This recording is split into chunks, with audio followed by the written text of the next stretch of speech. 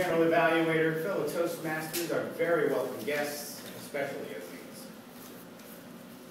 I'm extremely impressed.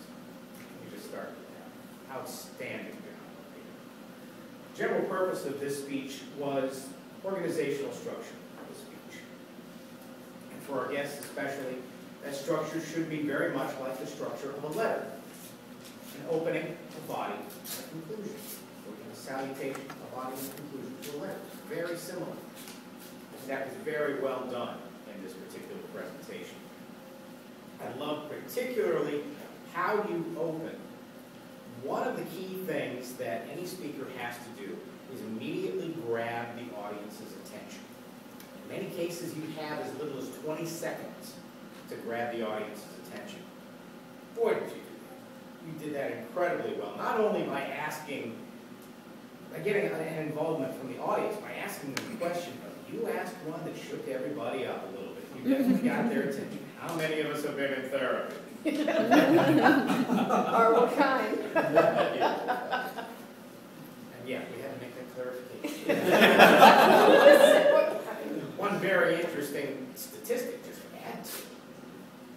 There is a program out there called MasterStream that actually one of our fellow Toastmasters, who's not a member of this club, but is a member or is involved with that particular program. The first thing that program will teach you is that 96% of us are in some way dysfunctional.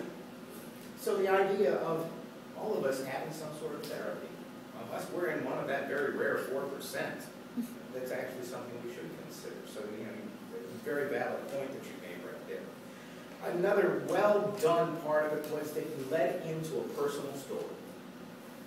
You didn't speak from a detached point of view.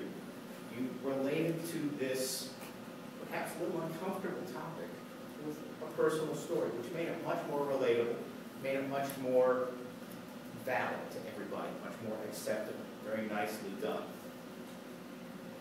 Also did another very strong tool in making a presentation. You quoted Confucius. Now, a couple of weeks ago I told everybody, just give it all to Winston Churchill if you can't figure out who it was, but Confucius, that's probably number 2. If you can't pin it on Churchill, give it to Confucius. Very well done there. Pointing out that therapist as a neutral third party was key to making the point that you were trying to make it. Sometimes people are too close to us. Sometimes they have a point of view that isn't always in our best interest. There's a term out there now called frenemy, that person who is considered a friend but really doesn't always have our best interest at heart. That falls very well in line with what you're talking about, that person becoming a neutral third party, being a neutral third party. Again, an outstanding opening, body, conclusion, and a call to action at the end, which is very, very key. You were very conversational in what you did. Also, just a couple of points for perhaps a little bit of improvement. The only areas I could really see were perhaps a bit more vocal variety. You kept a very limited range vocally.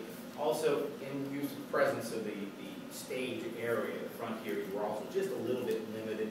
So expand those. You don't have to do it a whole lot, but expand those a little bit, and I think you'll see the power of those presentations ramp up quite a bit. Madam General Evaluator.